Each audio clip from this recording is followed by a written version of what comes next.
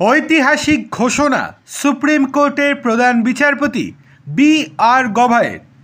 এতদিন যেটা হয়নি, এত বছরের ইতিহাসে যেটা কখনো সম্ভব হয়নি, এবার সেটা ঘোষণা করে দিলেন প্রধান বিচারপতি বি.আর. গভাই।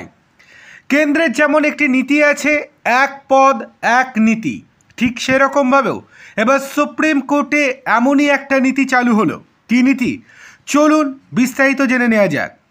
অবসরপ্রাপ্ত হাইকোর্টের সমস্ত বিচারপতিরাই সমান পেনশনের অধিকারী।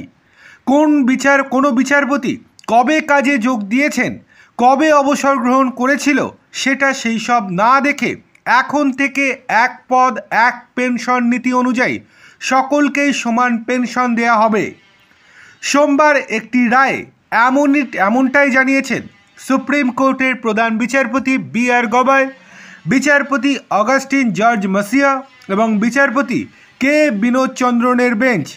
সংবিধানের 14 নম্বর অনুচ্ছেদের কথা উল্লেখ করে তারা বলেন, কোনো বিচারপতিকে যদি একবার হাইকোর্টে নিয়োগ করা হয় তাহলে তাকে পূর্ণ পেনশনের আওতায় নিয়ে আসতে হবে। তাছাড়া বিচারপতিদের নিয়োগের ক্ষেত্রে পদবি অনুযায়ী কোনো বৈষম্য করা যাবে না।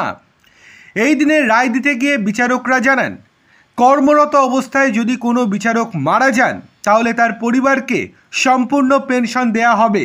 বিচারকরা জানিয়েছেন, অবসর গ্রহণের পর হাইকোর্টের বিচারকদের মধ্যে পেনশনের কোনো বৈষম্য থাকা উচিত নয়। এতে সংবিধানের 14 নম্বর ধারার লঙ্ঘন হয়।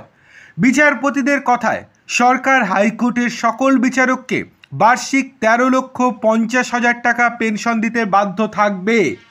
পাশাপাশি সকল হাইকোর্টের বিচারককে বার্ষিক 15 লক্ষ টাকা পেনশন দিতেই হবে।